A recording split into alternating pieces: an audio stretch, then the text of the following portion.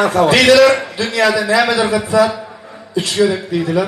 Usfat, usfat, usfat. Hani bu canı sağ ol. Ne hakikaten bu da var. Şu an Türk mezunumuzda 5 tane bakışın atlarım oldu. Siz şoran nayvaşlarını bilirsiniz. Bu ne? Atavay Halipa ne el hormat koyan orada. Baldaganca ne ezberde şöyle hormat vardır. Yine benler akli şey tunğul işgərləri il içinde bir eşleyen görüyen atlamasına geldi. Sağ ol Halipa. Köp sağ ol Cemcan. Köp sağ ol.